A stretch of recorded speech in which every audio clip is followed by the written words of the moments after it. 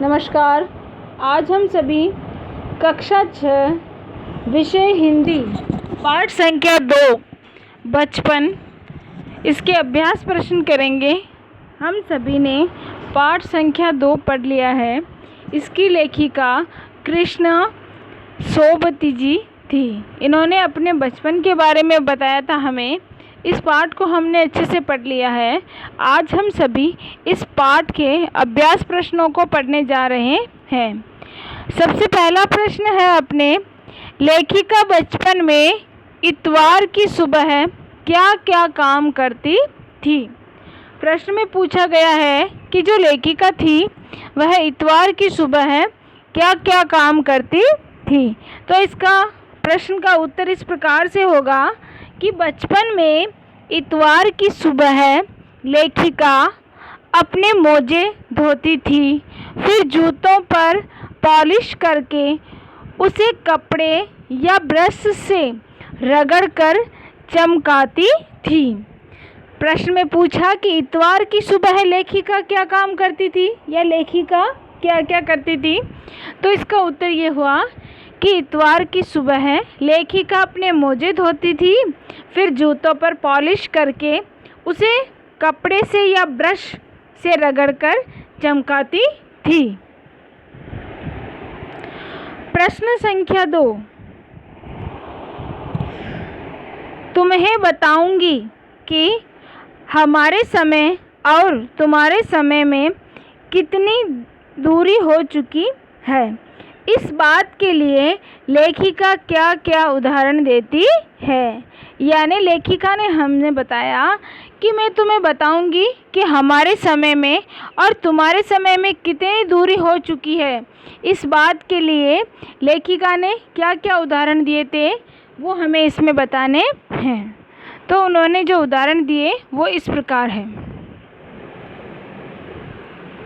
लेखिका अपने समय से आज के समय की दूरी को बताने के लिए निम्नलिखित उदाहरण प्रस्तुत कर रही है। सबसे पहला उदाहरण है, जब उन दिनों रेडियो और टेलीविज़न की जगह घरों में ग्रामोफोन होते थे। उन दिनों क्या था, रेडियो और टेलीविज़न नहीं था, घरों में ग्रामोफोन था। दूसरा उदाहरण, पहले कुल्फ़ी होती थी अब आइसक्रीम हो गई। पहले कुल्फ़ी होती थी और अब क्या हो गई, आइसक्रीम हो गई। कचौड़ी समोसा अब पैटीज में बदल गया। कचौड़ी और जो समोसे हैं वो अब किस में बदल गए, पैटीज में बदल गए हैं।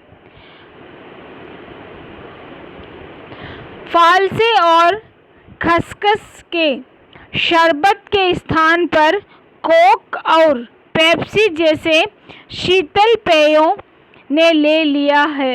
यानी क्या बताया है कि फालसे और खसखस के शरबत के स्थान पर अब कोक और पेप्सी जैसे शीतल पेयों ने ले लिया है। अब पहले फालसे और खसखस की शरबत बनाते थे, पीते थे, और अभी हम जानते हैं सभी कोल्ड ड्रिंक पीते हैं, पेप्सी पीते हैं, ठंडा पीते हैं। उसके बाद में उनके समय में कोक नहीं, लेमनेड, विम्टो मिलती थी। उस समय ये ठंडा कोल्ड ड्रिंक नहीं थी, उस समय सिर्फ नींबू का पानी ही मिलता था। प्रश्न संख्या 3, पाठ से पता करके लिखो कि लेखिका को चश्मा क्यों लगाना पड़ा। चश्मा लगाने पर उनके चचेरे भाई उन्हें क्या कहकर चिढ़ाते थे। यानी पाठ से हमें पता करके लिखना है कि लेखिका जो थी वो चश्मा क्यों लगाती थी, यानी उन्हें चश्मा लगाना क्यों पड़ा, और चश्मा लगाने पर उनके चचेरे भाई ने उन्हें क्या कहकर चिढ़ाते थे। उनके जो चचेरे भाई थे उन्हें क्या कहकर चिढ़ाते थे। तो इसका उत्तर इस प्रकार होगा, लेखिका को रात में टेबल लैंप के सामने बैठकर पढ़ने के कारण उनकी नज़र कमज़ोर हो गई थी। इस वजह से उन्हें चश्मा लगाना पड़ता था। उनके चचेरे भाई चश्मा लगाने पर उन्हें छेड़ते हुए कहते थे, आँख पर चश्मा लगाया ताकि सूझे दूर की, यह नहीं लड़की को मालूम सूरत बनी लंगूर की। इस प्रकार उनके भाई उन्हें चिढ़ाते थे। और उन्हें चश्मा किस कारण लगा? जब वो क्या करते थे, रात तक टेबल और लैंप के सामने बैठ के पढ़ते थे, इसी कारण उनकी आंखों की जो रोशनी थी, जो नज़र थी, वो कमज़ोर हो गई थी। इस कारण उन्हें चश्मा लगाना पड़ता था। प्रश्न संख्या 4 देखिए। लेखिका अपने बचपन में कौन कौन सी चीज़ें मज़ा ले लेकर खाती थी? उनमें से प्रमुख फलों के नाम लिखो। प्रमुख फलों के नाम हमें यहाँ लिखने हैं। सबसे पहले हमें इसमें देखना है, इसका उत्तर इस प्रकार है। लेखिका बचपन में चॉकलेट को बड़े मज़े से खाती थी। लेखिका जो थी वो बचपन में चॉकलेट को बड़े मज़े के साथ खाती थी। उनको सप्ताह में एक बार चॉकलेट खरीदने की छूट थी। सप्ताह में एक बार उनको चॉकलेट खरीदने की छूट थी। लेखिका चॉकलेट को साइड बोर्ड पर रख देती थी, फिर बिस्तर पर लेटकर मज़े से खाती थी। लेखिका क्या करती थी? चॉकलेट को साइड बोर्ड पर रख देती थी और फिर बिस्तर पर लेटकर मज़े के साथ खाती थी। इसके अतिरिक्त कुल्फ़ी, शहतूत, फालसे के शरबत, चॉकलेट, पेस्ट्री तथा फल मज़े ले लेकर खाती थी। कुछ प्रमुख फल काफल और चेस्टनट था। इस प्रकार जो बचपन में लेखिका छोटे थे, बचपन में जब लेखिका छोटी थी तो इस प्रकार के वो फलों को खाती थी। पाठ से आगे आया है, पाठ से आगे प्रश्न संख्या 1 आया है कि लेखिका के बचपन में हवाई जहाज़ की आवाज़ें, घुड़सवारी, ग्रामोफोन और शोरूम में शिमला कालका ट्रेन का मॉडल ही आश्चर्यजनक आधुनिक चीज़ें थीं। आज क्या क्या आश्चर्यजनक आधुनिक चीज़ें तुम्हें आकर्षित करती है? नाम लिखो। कि जब लेखिका बचपन में लेखिका छोटी थी तो उन्हें तो हवाई जहाज़ की आवाज़ें हैं, घुड़सवारी है, ग्रामोफोन है और शोरूम में शिमला की जो कालका ट्रेन का जो मॉडल था वो आश्चर्यजनक लगता था, आधुनिक चीज़ें लगती थी। आज क्या क्या आश्चर्यजनक और आधुनिक चीज़ें तुम्हें लगती है, उनके नाम हमें लिखने हैं। तो इसका उत्तर इस प्रकार हम लिखेंगे। आज की आश्चर्यजनक आधुनिक चीज़ें हैं computer, television, internet, mobile, robot, metro train, motor car, bike आदि। इनके प्रति हम आज ज़्यादा आकर्षित होते हैं। इनके प्रति आज हम सभी ज़्यादा आकर्षित होते हैं। अनुमान और कल्पना के आधार पर बताना है हमें कि सन 1935 से 40 के लगभग लेखिका को बचपन शिमला में अधिक दिन गुजारा। उन दिनों में शिमला के विषय में जानने का प्रयास करो। उन दिनों में शिमला के विषय में जानने का प्रयास करना है। तो इसका उत्तर इस प्रकार होगा। लेखिका का बचपन अधिकांशतः शिमला में गुजरा। लेखिका का जो बचपन था वो अधिकतर किसमें? शिमला में ही गुजरा था। उन दिनों शिमला विकसित होने लगा था। उन दिनों शिमला क्या था? विकसित होने लगा था। वहाँ रेस्टोरेंट, मॉल, अच्छी दुकानें आदि खुल गई थी। वहाँ पर रेस्टोरेंट खुल गए थे, मॉल खुल गए थे, अच्छी दुकानें खुल गई थी। छोटी छोटी पहाड़ियों से घिरा शहर, चढ़कर गिरजा मैदान पहुँचना और उतरकर मॉल जाना, ये सब घटनाएं सुखद थी। संध्या के समय धुंधलके में गहराते पहाड़, रिज पर बढ़ती रौनक, मॉल के दुकानों की चमक और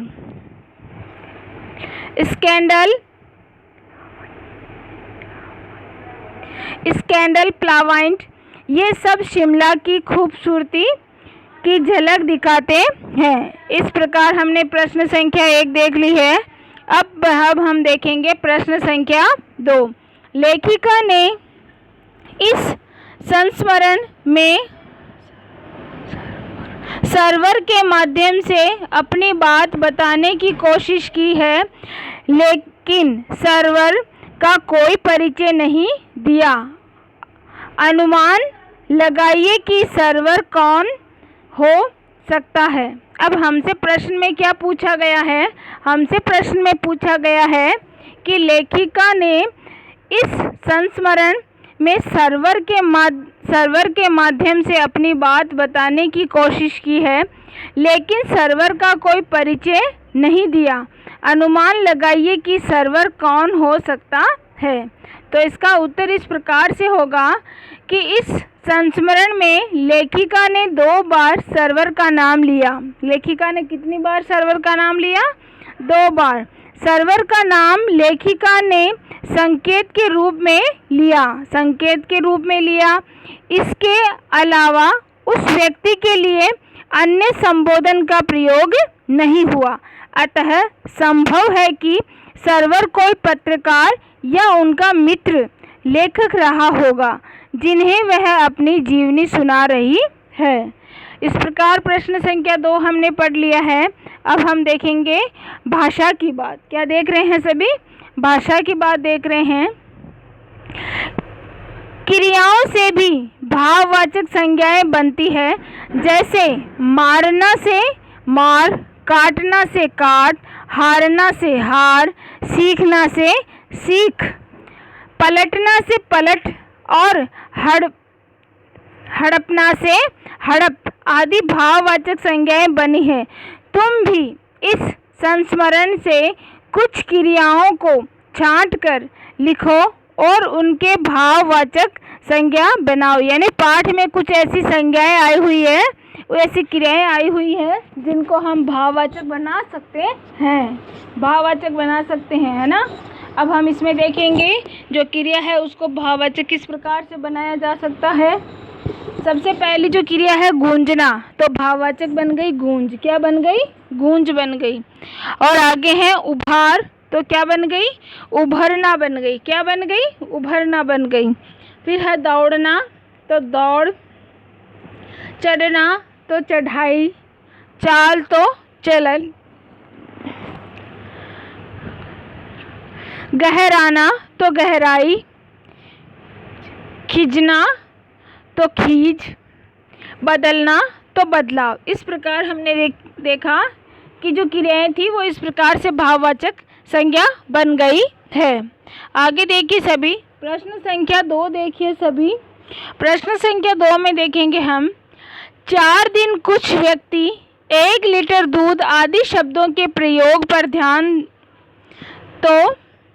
दो तो पता चलेगा कि इसमें 4 कुछ और 1 लीटर शब्द से संख्या या परिणाम का आभास होता है। क्योंकि ये संख्यावाचक विशेषण है, इसमें भी 4 दिन से निश्चित संख्या का बोध होता है, इसीलिए इसको निश्चित संख्यावाचक विशेषण कहते हैं। और कुछ व्यक्ति से अनिश्चित संख्या का बोध होने से इसे अनिश्चित संख्यावाचक विशेषण कहते हैं। इस प्रकार 1 लीटर दूध से परिणाम का बोध होता है, इसीलिए इसे परिणामवाचक विशेषण कहते हैं। अब तुम नीचे लिखे वाक्यों को पढ़ो और उनके सामने विशेषण के भेद लिखो। अब जैसे इसमें पहला है, मुझे 2 दर्जन केले चाहिए। दूसरा है, 2 किलो अनाज दे दो। तीसरा है, कुछ बच्चे आ रहे हैं। चौथा है, सभी लोग हंस रहे थे। पांचवा है, तुम्हारा नाम बहुत सुंदर है। पांचवा कौन सा है? तुम्हारा नाम बहुत सुंदर है। इसका उत्तर इस प्रकार से होगा, 2 दर्जन निश्चित संख्या वाचक विशेषण है। इसमें निश्चित संख्या का बोध हो रहा है, हम सभी जानते हैं 2 दर्जन बताया गया है तो निश्चित संख्या का बोध हो रहा है, तो निश्चित संख्यावाचक विशेषण हो गया। अगले में भी ऐसा ही है, देखो 2 किलो अनाज, तो 2 किलो आया है तो निश्चित परिणाम वाचक हो गया। ये क्या हो गया? निश्चित परिणाम वाचक हो गया। फिर आया कुछ बच्चे, तो कुछ अनिश्चित संख्यावाचक विशेषण हो गया। सभी अनिश्चित परिणामवाचक विशेषण हो गया। और इसमें जैसे तुम्हारा नाम बहुत सुंदर है, इसमें तुम्हारा जो शब्द है वो तो सार्वनामिक विशेषण है। क्या है? सार्वनामिक विशेषण है। और बहुत जो है वो अनिश्चित परिणामवाचक विशेषण है। बहुत क्या है? अनिश्चित परिणामवाचक विशेषण है। और जो सुंदर है वह क्या है? गुणवाचक विशेषण है। क्या है? गुणवाचक विशेषण है। प्रश्न संख्या 3 देखिए सभी। कपड़ों में मेरी दिलचस्पियां मेरी मौसी जानती थी। इस वाक्य में रेखांकित शब्द दिलचस्पियां और मौसी संज्ञाओं की विशेषता बता रहे हैं, इसीलिए ये सार्वनामिक विशेषण है। सर्वनाम कभी कभी विशेषण का काम भी करते हैं। पाठ में से ऐसे 5 उदाहरण छांट कर लिखो। पाठ में से ऐसे 5 उदाहरण हमें छांट कर लिखने हैं। तो जो उदाहरण होंगे वो इस प्रकार से होंगे। सबसे पहला, हम बच्चे इतवार की सुबह इसी में लगते। दूसरा, उन दिनों कुछ घरों में ग्रामोफोन थे। तीसरा, हमारा घर मॉल से ज़्यादा दूर नहीं था। हमारा घर जो था वो मॉल से ज़्यादा दूर नहीं था, या मॉल नहीं, मॉल होगा यहाँ पे, मॉल से ज़्यादा दूर नहीं था। अगला है,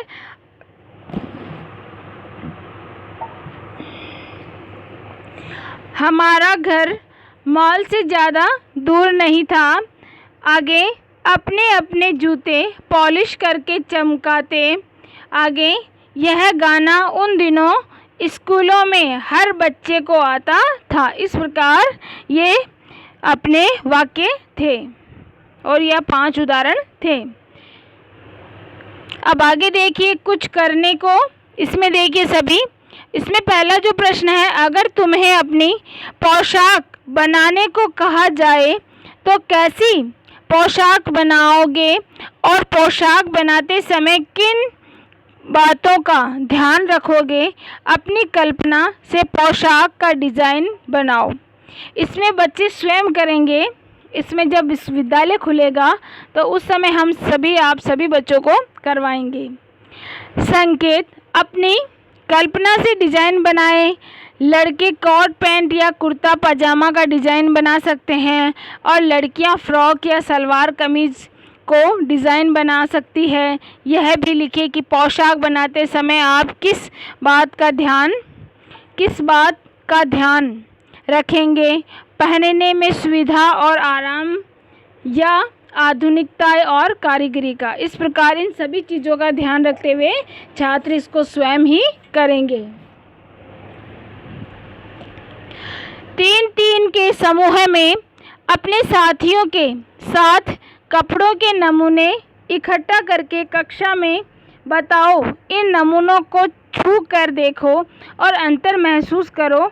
यह भी पता करो कि कौन सा कपड़ा किस मौसम में पहनने के लिए अनुकूल होगा। ये जब स्कूलें लगेगी, जब विद्यालय खुलेगा, उस समय कक्षा में करवाया जाएगा। तो अभी ये करना नहीं है किसी को भी। आगे देखिए प्रश्न संख्या 3। हथकरघा और मील के कपड़े बनाने के तरीके के बारे में पता करो। संभव हो तो किसी कपड़े के कारखाने में जाकर जानकारी इकट्ठी करो। तो हम सभी जानते हैं कि हथकरघा पर हाथ से कपड़े बनाए जाते हैं। हथकरघा पर हाथ से कपड़े बनाए जाते हैं और मील में मशीनों के द्वारा कपड़े बनाए जाते हैं। मील में किससे? मशीनों के द्वारा कपड़े बनाए जाते हैं। कारखाने का भ्रमण कर यह जानने का प्रयास भी करेंगे कि कपड़े किस प्रकार से बनते हैं, कपड़े बनने की जो प्रक्रिया होती है वो किस प्रकार से होती है। प्रश्न संख्या 4, हमारे देश में तरह तरह के भोजन, तरह तरह की पोशाकें प्रचलित है। कक्षा के बच्चे और शिक्षक इन विविध रूपों के बारे में बातचीत करें। इसमें जब विद्यालय खुलेगा तब हम बातचीत करेंगे। इस प्रकार हमने इस पाठ के सभी प्रश्नों को हल कर लिया है। हमारे सभी प्रश्न हल हो चुके हैं। पाठ अपने समाप्त हो चुका है। धन्यवाद।